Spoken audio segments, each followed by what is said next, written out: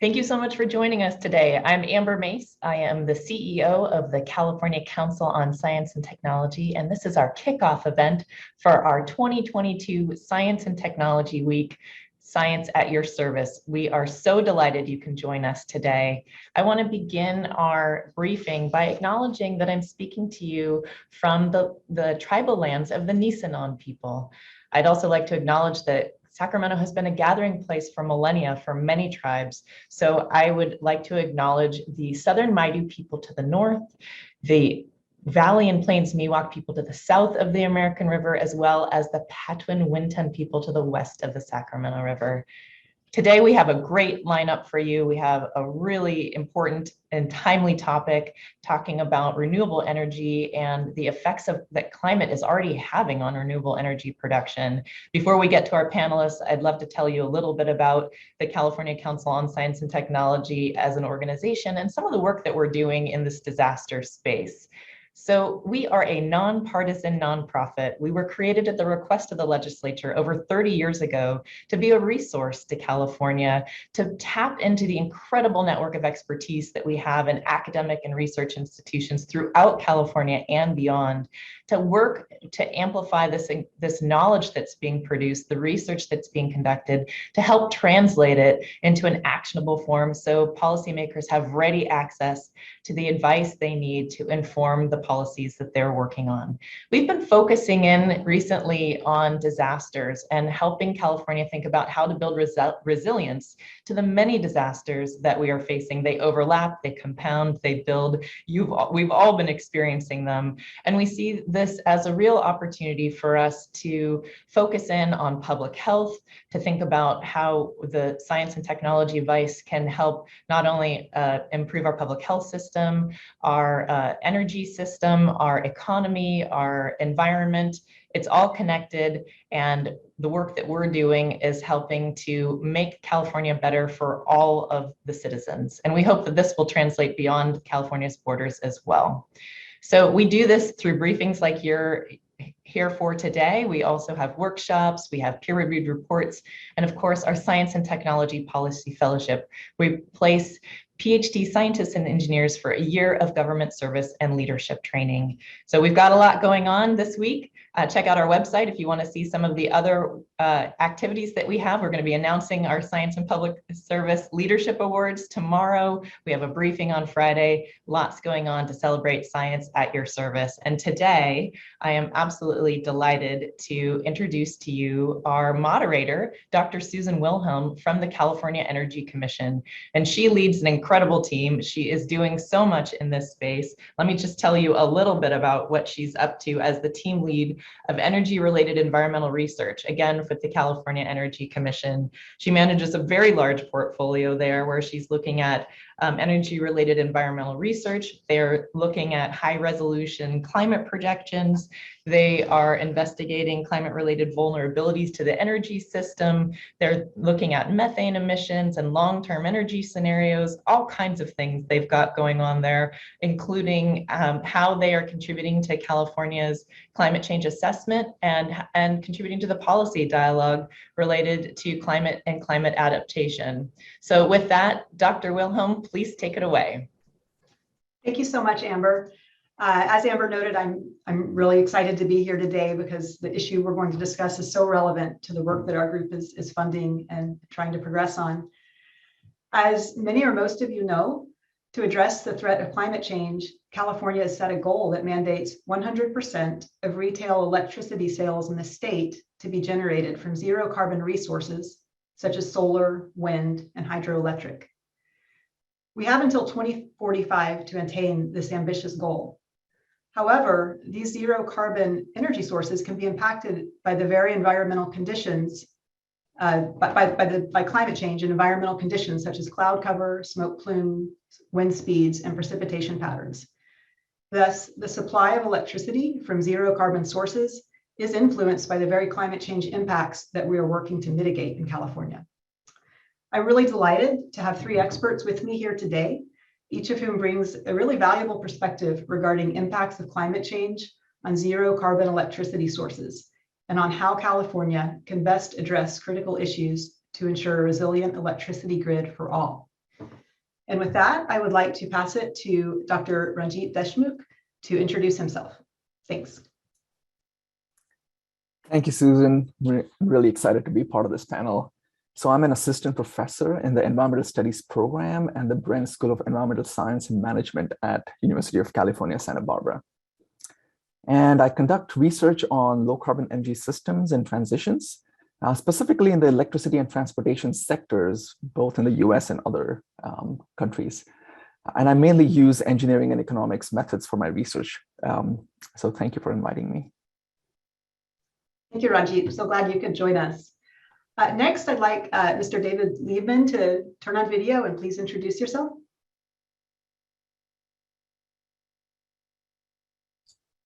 Thank you, Susan. Good afternoon, everyone. Good morning. My name is David Liebman. I'm the Energy and Sustainability Manager for the Sonoma County Junior College District. We are a community college district that is part of the California Community College System, the largest educational system within the United States. Serves over 2 million students per year, which is actually 6 times the number of students than the UCs and CSUs combined. And we also tend to serve the most vulnerable populations of California at really little to no cost for high quality education. Primarily that we serve that population, climate change is a huge impact to the students we serve. And with that in mind, the college has taken on ambitious plans to actually plan its infrastructure for the 21st century to adapt to a changing climate, including the construction of a 100% renewable energy microgrid funded by a grant from the California Energy Commission. Thank you, David. Thanks for your work. And I'm so glad you could join us today. Our third panelist is Dr. Melissa Lott, who will introduce herself. Thanks, Susan. Appreciate it. So my name is Dr. Melissa Lott, and I'm the Director of Research at a place called the Center on Global Energy Policy, which is a part of Columbia University's School of International Public Affairs. In the work that I do, we look at things like how do we build out our energy infrastructure so that it's reliable and resilient and also affordable, so it's providing affordable energy to our homes and our businesses in the face of a changing climate. So as rainfall patterns change and as, the number of hot and cold days we have during the year change, how do we actually build out our infrastructure so that it can ride all those waves and keep the lights on for each one of us? A lot of my work focuses on states across the United States and also the country as a whole in North America, but we are a global energy policy center. So we look at countries around the world at very different stages of development as they're building out things like microgrids, like David said, and also big centralized facilities. I'll leave it there. Thanks so much for joining us today, Melissa.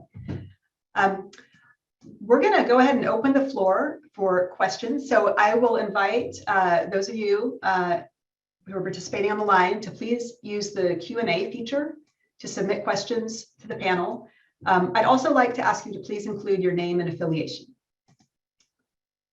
And with that, I would like to start our discussion by asking our panel, how do weather and other environmental conditions, such as drought, smoke plumes, storms, cloud cover, how do these conditions impact the production of zero carbon electricity? And I'd like to start with Melissa because you're still up on my video. So take it away, please. Sounds great. And then David and Ranjit, look forward to hearing your responses as well. When it comes to the different ways that our weather and our environmental conditions affect zero carbon resources, I really break it down to a couple different things. One is variable renewables. So these are the wind and the solar power facilities where if a cloud comes over that solar panel, it's not able to produce electricity for that period of time. And so solar panels that aren't too far away, they might still have sun, but overall the cloud cover will affect the amount of electricity it's able to produce. Same thing with wind turbines. As the weather patterns change, you may or may not have wind at the exact same time of year that you might have expected it in the past. And so you'll have more or less electricity for that. But even amongst other technologies, so I think about things like nuclear power, where if you have actually changing climate conditions, you might not have enough cool water to cool down the plant or enough water period at that period of time of year. That affects things like hydro as well. So it's really about the access to water, the access to whatever the fuel source is that that facility is using, whether it's the wind or the sun. And so as we plan our infrastructure systems, what we've done in the past when we build out a power plant is we've looked at what happened over the last 50 years. Okay, I'll build it out to be able to perform well on that. As we look at the future, The question is, how do we build those facilities that they'll do well in the next 50 and in the next 100 years, not the past 50 years? Thanks so much, Melissa. And David, let's hear your perspective. Yeah, with the modeling and research we did with our microgrid project in Sonoma County, California, we actually did some significant modeling around the impacts of wildfires and wildfire smoke in PV production. So since we are trying to achieve 100% renewable energy microgrid, and being that Sonoma County has experienced 4 fires in the past 5 years, we were able to actually use our existing PV generation data, as well as some research out of Australia. And we did find that within our modeling, we had an 11% reduction in our PV production. And so what we found was that when we're trying to plan for like a public safety power shutoff event, multi-day outage event, or a fire event, one, we would need to increase the size of our solar system to account for that reduction, or we have to increase the size of our battery storage in order to make up the difference for that duration. And so there is a significant impact both on construction, environmental impact, and sizing for actually implementing those systems.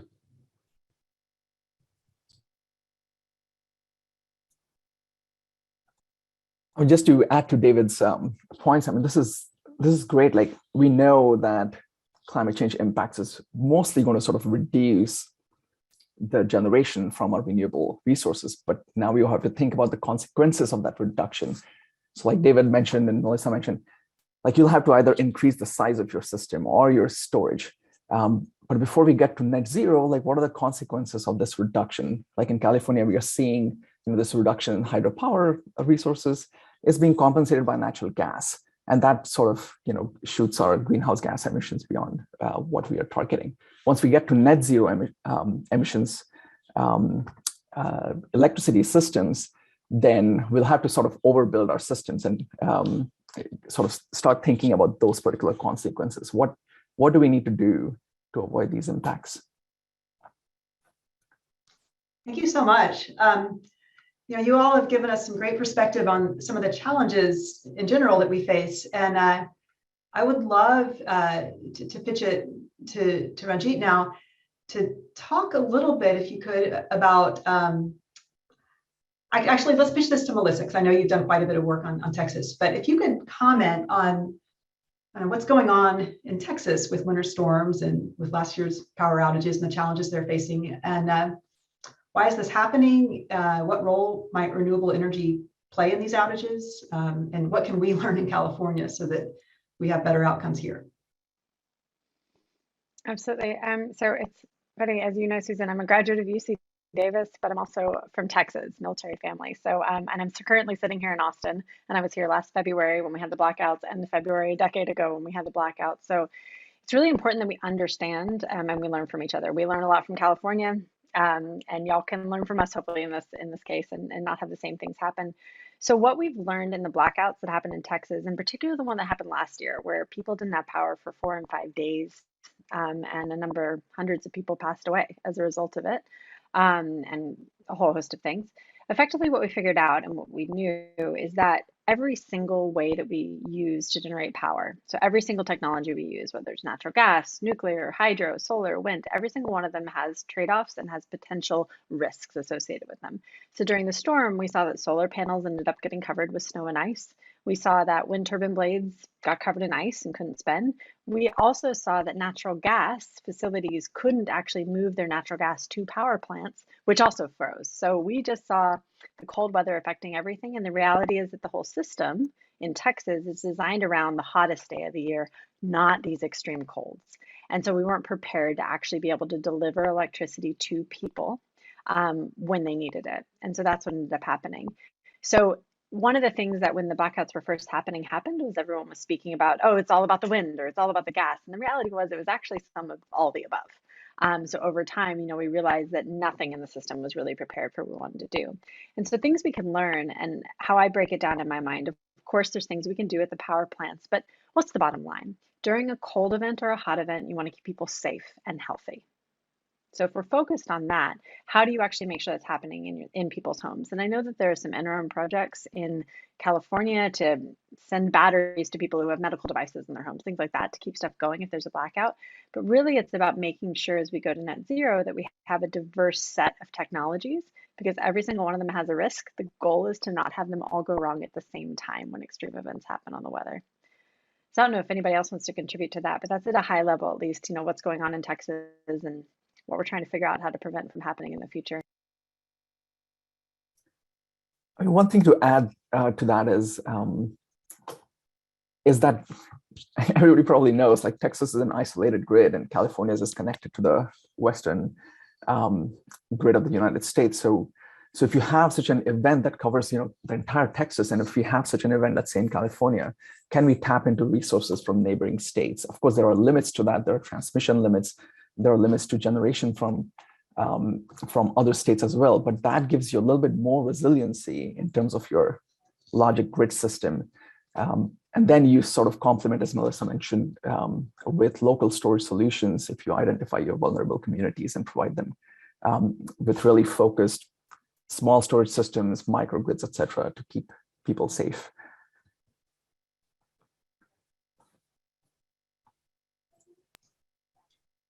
Thank you so much.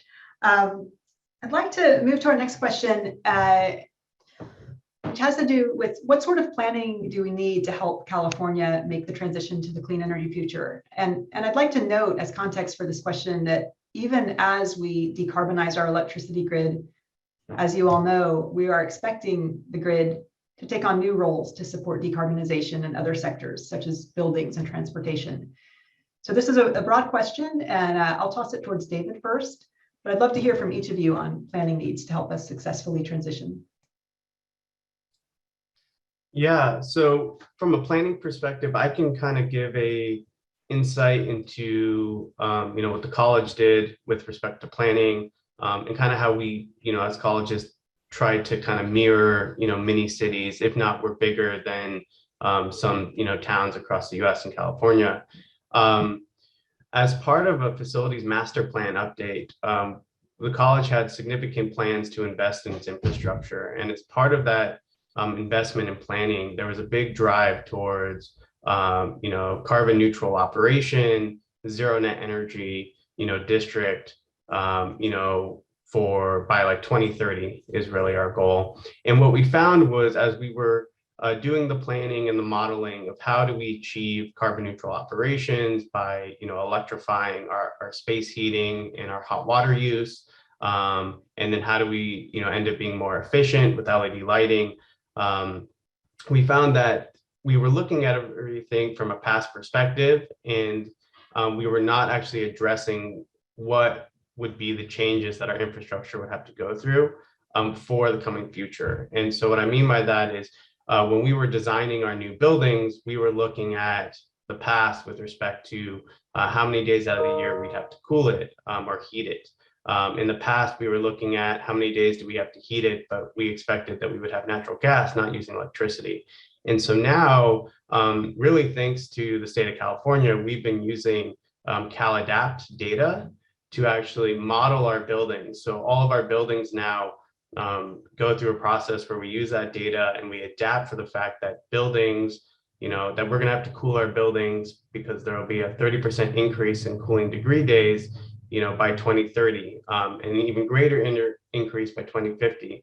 We also found that even though we were significantly driving efficiency by electrifying, we were going to have to increase the electrical wires, our feeders that go to all of our substations, right? And we were also going to see the impact that we're building 100% renewable energy microgrid to serve our critical loads in our buildings.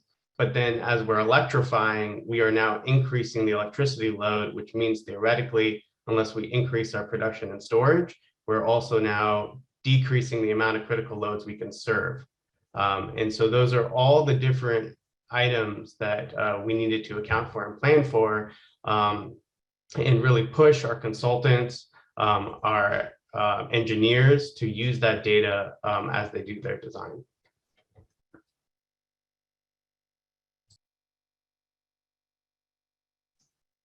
Thanks so much, David. It's great to hear a very local perspective on some of these challenges.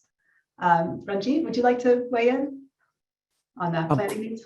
Sure. And perhaps I can sort of take it to a wider scale, like across California, as we start planning these systems, incorporating and modeling these potential climate change impacts, especially as we move towards a net zero system, is super important. And that what that would entail is to potentially build out our electricity systems to take into account these contingencies that might happen because of extreme weather events. It could mean long duration storage, short duration storage, more connections to neighboring states, including integration of our markets. The energy imbalance market is a great example of tapping into those resources that will increase our resiliency. So we need to sort of look at these suite of options, but I want to sort of emphasize that it's really hard to have complete 100% reliability. We will probably have some extreme events that will potentially cause public safety power shutoffs that we are already seeing. So we can increase our resiliency, but it would likely not be 100%. So it's really important to identify those vulnerable households, communities, hospitals, etc., to increase that local resiliency through microgrids and storage. So there has to be a combination of all this. Increasing resiliency and always requires costs. So you are always trying to balance costs, which the ratepayers are paying, and then increased reliability and resiliency. Susan, just a quick comment on what was just being said. There was a passing comment, David, you made that's really important about increased electrification, which Ranjit plays into what you were saying. So as we move to net zero, as we try to mitigate the effects of climate change, we make more and more of the economy dependent on electricity. That's the way to get there affordably. That's the way to keep energy bills down and keep the economy running strongly. And one of the things that we've actually learned from Texas is we've had cold fronts like what we had last year, decades ago, but less of the economy was dependent on electricity. And so what this highlights is just how incredibly important it is to make sure that our electricity systems are strong and that we're planning for a resilient future. So yeah, when things go wrong, we get the lights back on as quickly as possible and we protect safety in the meantime, especially amongst our most vulnerable communities. But then as we try to keep the cost down of the entire thing, realize that means more electricity over time, more electricity for more things over time. And so that just makes this all more imperative. And the trade-off, if we don't do this well, is high costs and higher impacts, in particular amongst folks who are already at higher risk during these blackouts and these power outage events. So just wanted to highlight that because I think those are two really important points. Thank you, Melissa. Yeah, thank you. We have a question from the audience from Floyd Cranmore. Is future sea level flooding being considered in long-term planning? And perhaps, if so, you could comment on how. And I'm going to pass this to David first, because I know you have faced floods, if not sea level. I know you faced at least riverine floods in your county.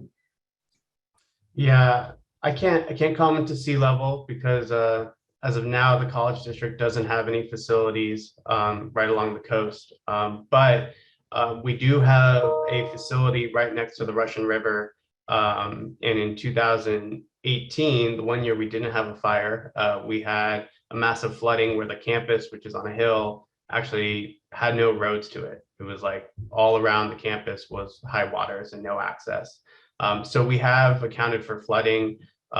Most of our campuses are also on a floodplain and, on the Santa Rosa floodplain. So we do use the CalAdapt data when looking at flooding on how to site our buildings, how to account for stormwater management, greater infiltration, and the fact that we are seeing the models are showing a kind of higher intensity rainfall in a shorter period of time, and what that means for our existing storm drains and the use of bioswales and different low impact development. The biggest impact for resiliency in our planning and adaptation is actually we did have a lot of substations, and being a campus that was founded over 100 years ago, our main campus, we really liked basements back in the day, and basements are not good anymore in California, which is an obvious with earthquakes, but they're not good for a floodplain where water actually tries to come in the walls of your basement from a high water table. So We now lift our buildings up higher, and we don't have pretty much any substations that are not on a extended curb above where water would flood.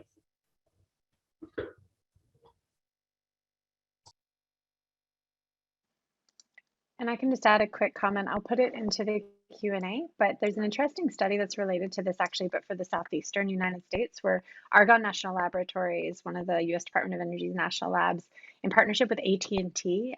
They did a study around the southeastern U.S. to look at flooding risks, in particular during hurricanes, and then over time with the changing climate.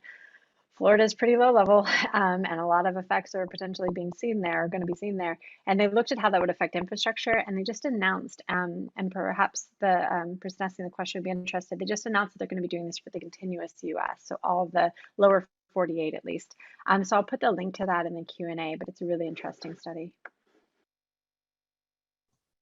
Thanks very much, Melissa. Appreciate that.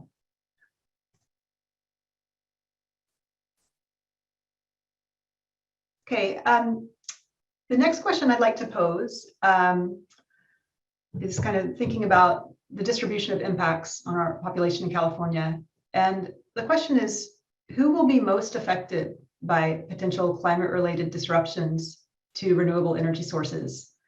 And how can California address environmental justice concerns to reduce inequities in impacts among populations? And Melissa, I'll invite you to go ahead and jump in. You've got thoughts on this. Yeah, you know I do, and I know David. I can't wait to hear what you say, and Ranjit, if you're going to contribute to this. I mean, we know that across the United States, and California is no exception in this, we have 1 in 3 Americans who are already energy insecure, meaning they have very high energy burden, pay 6 or 10 or more % of their income towards their energy bills, and or just don't turn on their heating or air conditioning because they know they can't afford it if they're gonna, if they turn it on. The second thing is these populations are also the ones who are least prepared and least able to respond to climate events. So when you think about a hurricane coming through, doesn't happen in California a lot, but you think about that coming through, who doesn't get out? When you think about earthquakes happening in California, or you think about fires, who's not able to get out very quickly of an area, and who doesn't have a second place to go? People to stay with, can get a hotel room, all of these considerations, or maybe doesn't even have a car to get them down the road. So it's unfortunately the same populations that are already at higher risk now. And this is a really, really important question that we need to be asking ourselves with our policies and our regulations, the investments that our utilities are making in infrastructure, is how are we making sure that we're not just making those gaps bigger and making those gaps worse? How are we narrowing them? Because these are human health questions. These are not luxury goods and items. These are necessities. So how do we think about those going to change into the future? I'll say this matters no matter what we do with energy.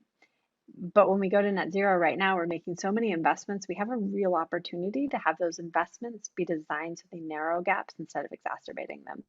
So that's the few comments I'll make. I don't know if anybody else wants to.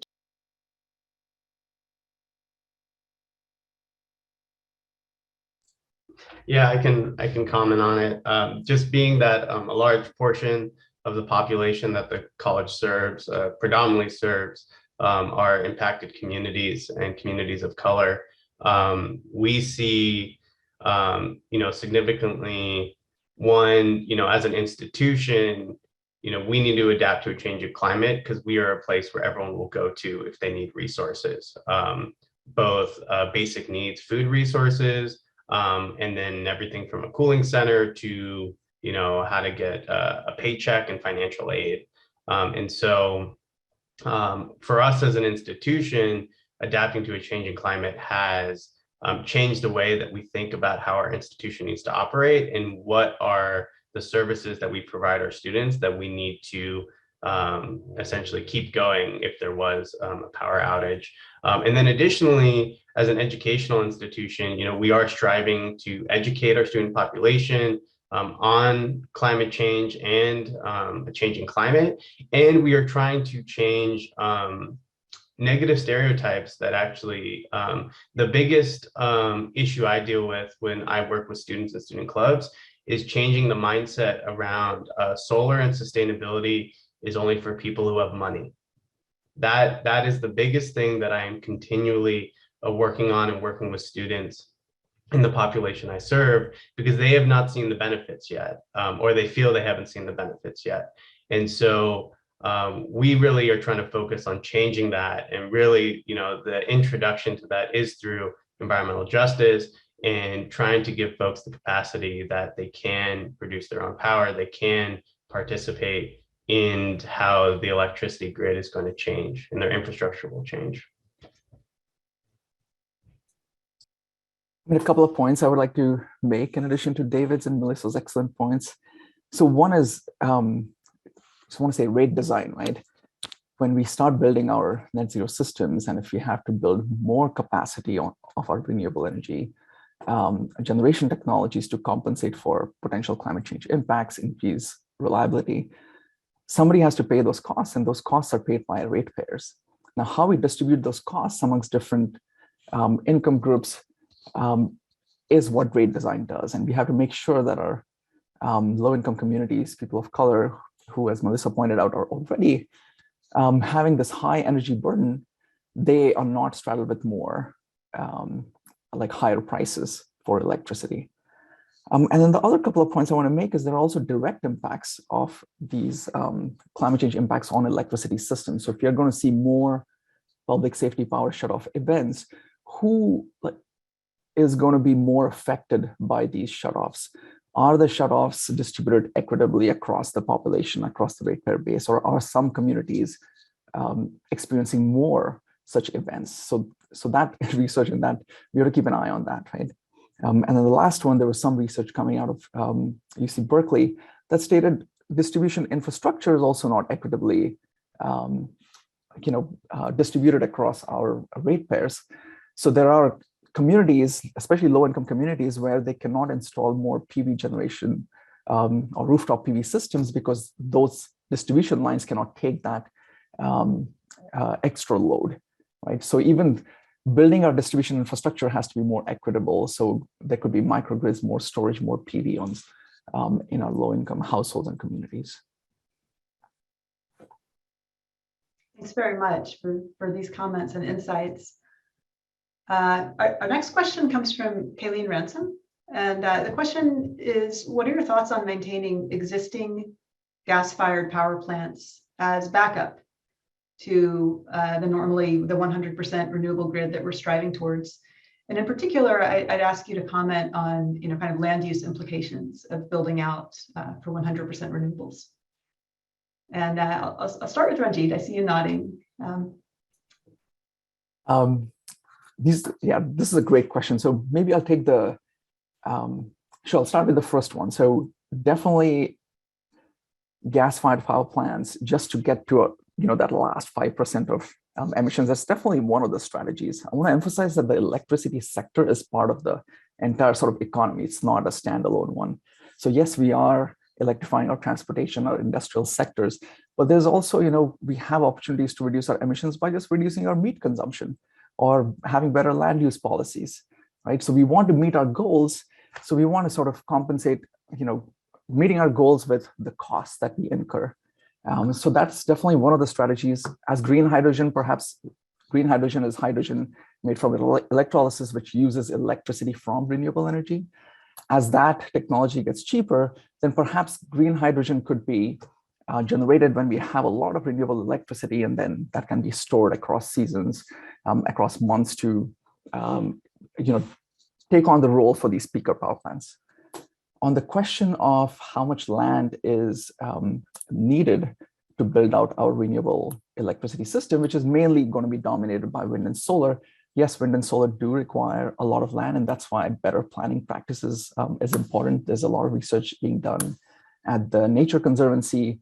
There was some research that came out of Princeton under the Net Zero America study. Like, these studies are looking at where we can potentially put our wind and solar plants by minimizing social and environmental impacts. And it's really important to sort of direct our project developers to such areas which have the most minimum impacts.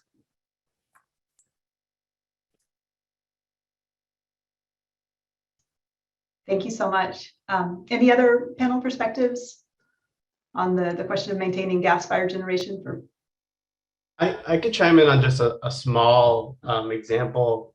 So we recently built a central plant at the college, which uses natural gas-fired boilers to help make hot water for pools, buildings, kind of just a small microcosm of using natural gas.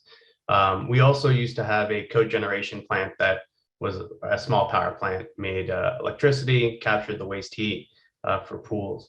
What we found though is it wasn't working towards our carbon neutrality goals, right? And so in the replacement of our cogeneration plant, we really focused on electrification, but we did hit a barrier with technology. We were able to build a new central plant, but there were no heat pump technology available yet that could provide the high temperature hot water we needed for our buildings. And so that was just a limitation of the time. And so what we did instead is we did focus on resiliency and essentially optimization. So we now have natural gas fired boilers, but we also have an electric boiler. And right now we essentially run our pools by, on the weekend when we have excess PV production, we essentially curtail our PV production by charging up our pools to heat them for the week. And then if we need, during the week, we can use the natural gas. So it gives us a lot of flexibility, but we're still using natural gas.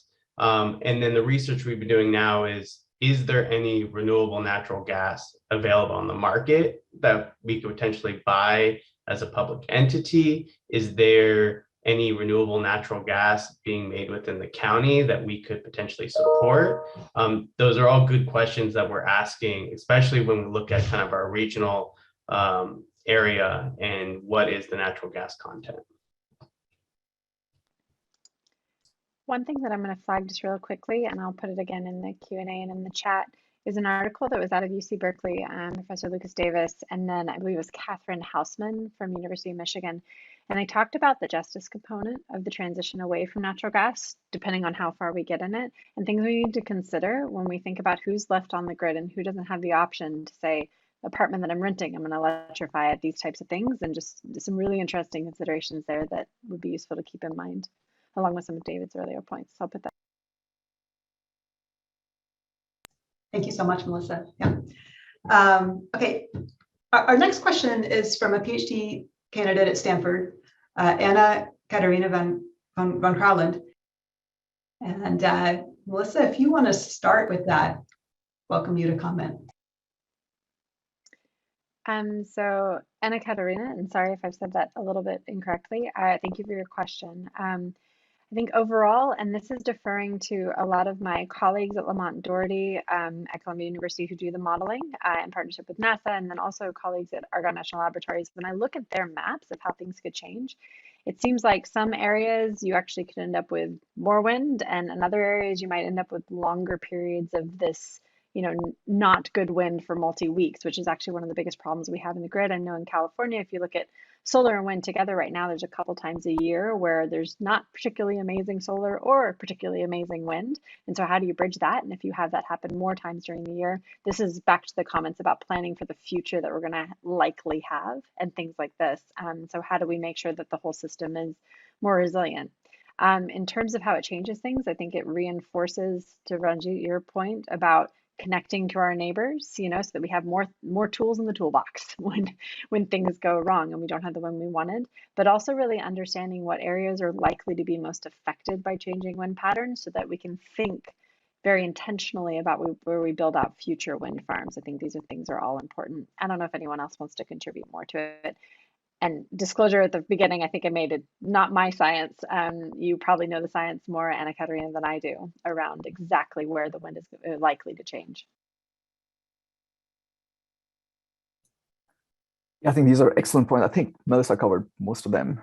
What I would like to just add is that yes, there's some research that is coming out that shows that seasonal variation is going to increase. We might see more wind during the summer months, which coincides with more generation from solar, and less during the fall, which is again coincides with less solar generation. So it's not the direction that we want to go to, but that just requires more potentially seasonal storage.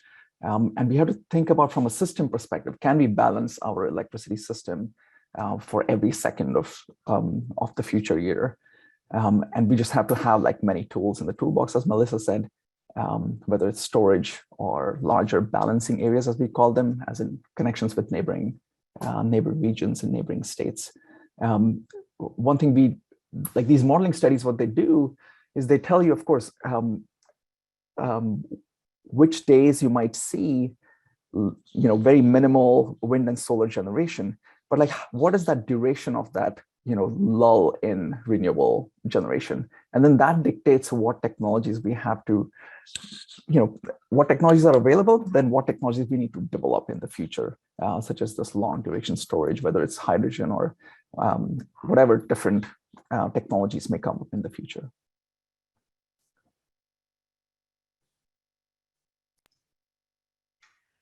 Great, thank you, Ranjit and Melissa, both for these perspectives. Our next question comes from Owen Doherty of Eagle Rock Analytics. And he's asking basically if you could please expand on climate change impacts on solar, wind, and hydro. I think maybe he heard that we might expect them all to decline, which would be a surprising result. And I will also add that this very question is of great interest to our research team at the Energy Commission. We have just more than $3.5 million solicitation out right now, and that in part is working towards helping us understand how zero carbon generation that serves California will be shifting with climate change. But anyway, for the panel, if you could expand please on sort of expected impacts on solar, wind, and hydro. And Ranjit, if we could start with you, that'd be great. Sure, I just read that question too. So I didn't imply that climate change will always reduce generation from wind, hydro, or solar. What I implicitly implied was that we should be worried about climate change impacts that do reduce the generation from hydropower, wind, or solar. If you have a lot of wind and solar on the system, and you cannot absorb that energy, you simply can turn them off. Okay, so it's not a big deal that, okay, the generation is increasing and oh wow, like our system is going to collapse. But we have really easy tools to, just turn the wind away from the wind, the wind turbines away from the wind, or we can just, flick the switch off the solar power just to keep it, simple. But it's the times when climate change will actually reduce that generation is what we are worried about. So I didn't imply that climate change will always reduce that generation, but it can go both ways. But the climate change impacts that we are seeing, especially with drought, where it's going to affect hydropower generation, or smoke plumes that is going to reduce solar generation, storms that have really high winds will also shut down wind turbines. So those are the events that we really want to keep in mind and sort of plan our system based on that, those particular events.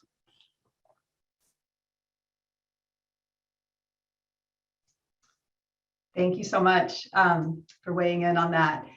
I'm going to toss this next towards Melissa and anyone else who would like to weigh in. But the next question is, could you talk about one data gap that would be really helpful to fill to help us address our understanding of how climate change will impact renewables? So gosh, we were talking about this, David and Ranjit, the other day, and so I know you guys have great answers. This one thing that I've highlighted, it's not even as much of a data gap as an analysis gap, which is looking at what are the climate models telling us and what are the energy infrastructure planning models telling us, and how do we make sure they can talk to each other. So, as we're building out new facilities, that we know the probability that we're going to have, if we're going to have more solar, then we might want to put more panels there. I mean, if it's going to get better over time, or it's likely to get better over time, or if we're going to have less, or maybe there's uncertainty, we might build things a little bit differently. Right now, for the most part, these models don't talk to each other. I know there's some initiatives in California to change this. I think it's really important. And it's not so much a data gap as an actually modeling and analysis gap.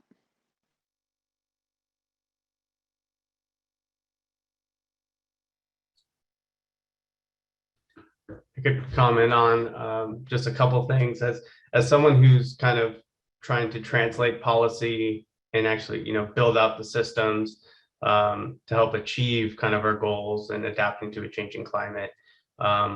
one of the data points that I would have loved, one to report back and use it to support the work we're doing, but also something we're missing is what is the cost of resiliency? So, and for our microgrid modeling, we really refer to this as, what is the value by being resilient to providing services and keeping, students in class? And so we can force a value. The college can come up with a value. We can look at some data from the investor-owned utilities on what happens per power loss per kind of economic sector. But we're finding that, is there an extended value of resiliency that should be added on to energy storage? Because after a certain point, the sizing of your energy storage system isn't cost optimal. But again, we know, having backup power is valuable. So having, whether it's from the state or maybe it's just institutions and cities themselves coming up with a value of resiliency. I know the California Public Utility Commission is working on that at one of their rulemaking hearings, looking at that. But that is a point that we're missing in doing the evaluation for resiliency and for energy systems. Yeah, these are just great points. Like, definitely value of resiliency is such an important metric. But to build on Melissa's point about bridging that gap with analysis and having the climate models talk to the energy models or energy planning models, I want to highlight, the CC's efforts to put out these solicitations. One that led, Berkeley Lab to generate all these climate change modeling data that can be now fed into electricity systems modeling efforts. That, again, there's a new solicitation on that. So taking those climate model data and then bringing it into planning processes, super important. We have some research efforts going on in terms of planning where we want to site renewable energy, especially wind and solar plants. We have started to incorporate, social and environmental impacts data.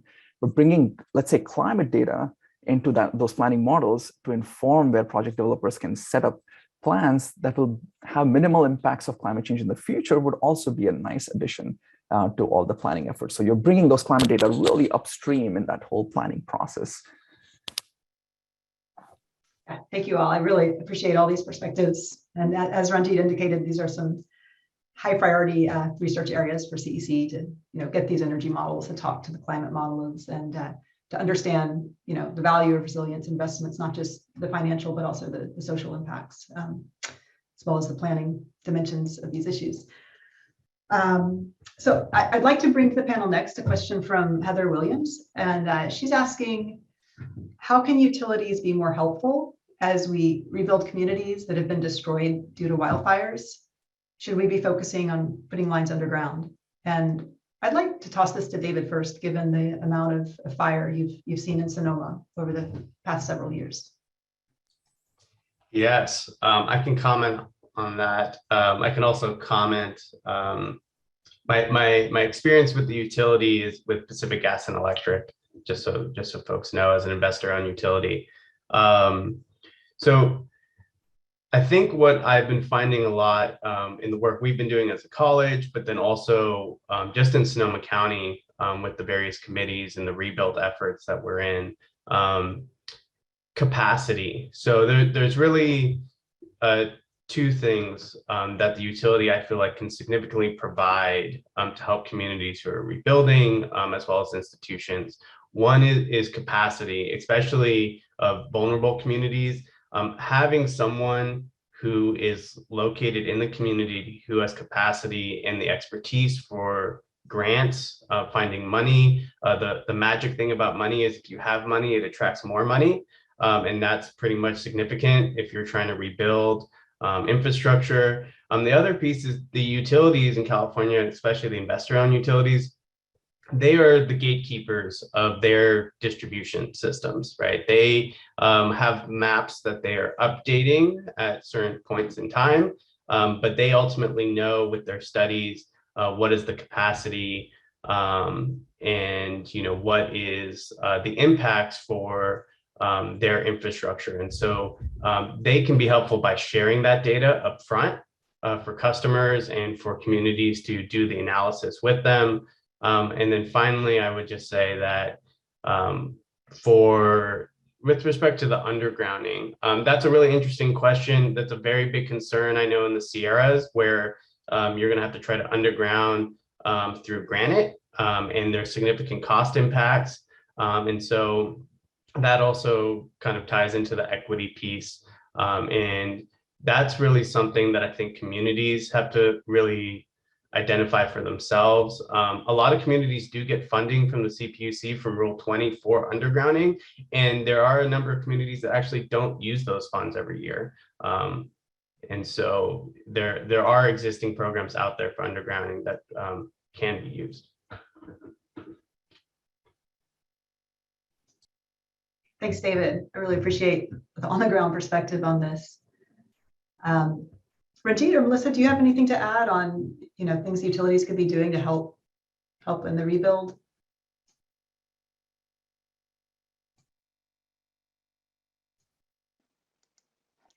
Ranjit, I can make a comment, but you should go first. I saw you on mute right before I started.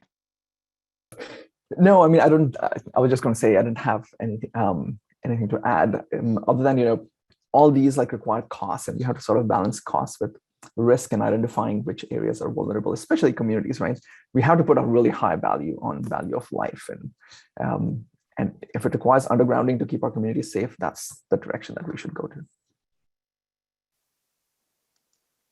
Yeah, and on that, I'll say with undergrounding, we often think about an entire transmission line across the extent of the whole line as being undergrounded as one project, but they're actually, to David's point, there may be sections that actually make sense to underground that could make sense in the near term, and that we can actually, roll the cost. And it really comes down to what Ranjit was saying earlier. How do we agree to pay for these costs, and how do we do it in such a way that we don't further disadvantage already disadvantaged communities who already have this very high energy burden? The great thing is there's solutions. The tough thing is, we got to agree to a solution to be able to go down that path. And that takes a lot of conversation, a lot of discussion. But it's not all or nothing. In some cases, as a rebuilding, we have an opportunity to do sections better, to incrementally improve the system in a way that can be very good overall and protect human life, and not end up with more and more people actually not being able to pay their bills. Thank you. Thank you all for weighing in on this. Okay, so we have about 5 minutes left for our last question, which is, what is one action you would recommend that California take to address climate impacts on renewable energy? And I'm going to toss this to you first, Melissa, since you're unmuted. I feel like I've been talking first a lot, so if it's not too, I'd love to hear what David and Ranjit think. Yeah, very good.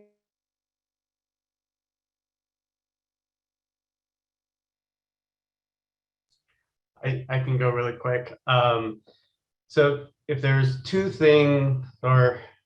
main things I can see, with the state to help support kind of the changing adaptation is one, the state has the data, right? With, we've talked about some, data gaps and some points, but we have brilliant people like Ranjit and Melissa who are working on this data gaps and analysis. And I feel that there's a lack of in the field folks who are beginning to implement the policy, who know the data exists. I can just tell you from experience how many folks scratch their head when I say, yeah, look at this CalAdapt website. It has all the data, put in the zip code, it's there. It takes 2 minutes. You'll have all the data you need for your site, and you can do your analysis.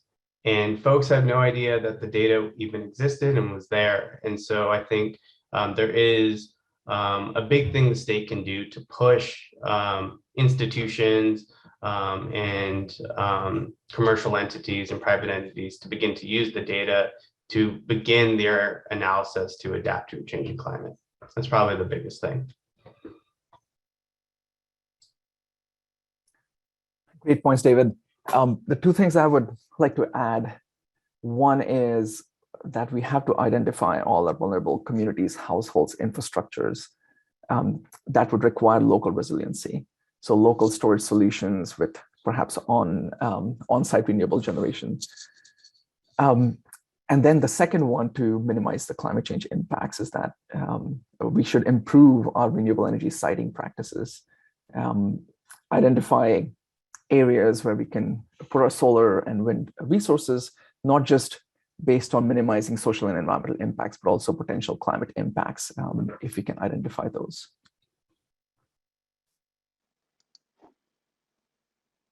Yeah, I think these are all great points. And it's really interesting to see one thing that's highlighted within this group here, I think, is how in these processes, one of the biggest things we can do for ourselves to take the state to a future that you want it to have is actually engaging across different groups. Because you see it within our group here, right? We bring different filters, different lenses, different things we're aware of, different challenges that we see in our day-to-day and our work.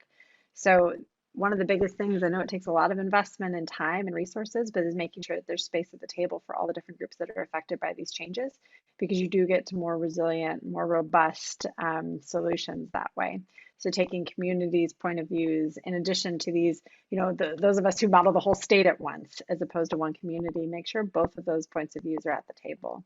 That's one of the biggest things that can be done, and that applies across the board. Thank you, Melissa, Ranjit, David. Really appreciate those perspectives as California continues to grapple with these issues and lead the way to 100% clean energy. It's time to wrap Q&A. So again, I want to thank you all, and I want to turn it back over to Amber to close us out. Thank you. Thank you so much, Susan, and to all of our panelists. What a great discussion. I learned a lot, as I always do, and I'm just so grateful for your time. And for those of you who are able to join us today, please take a look at the one-pager produced so you can get a little more background info and the information on how to get in touch with our experts today. We are delighted that you were able to join us for Science and Technology Week, our kickoff event here. And thanks to our panelists, thanks to our wonderful CCST team who makes this possible.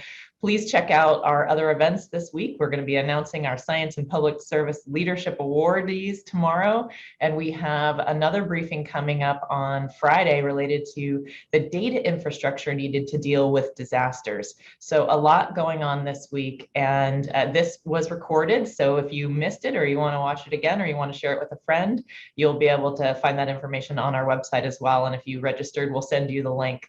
Thank you, everyone, and I look forward to seeing you soon.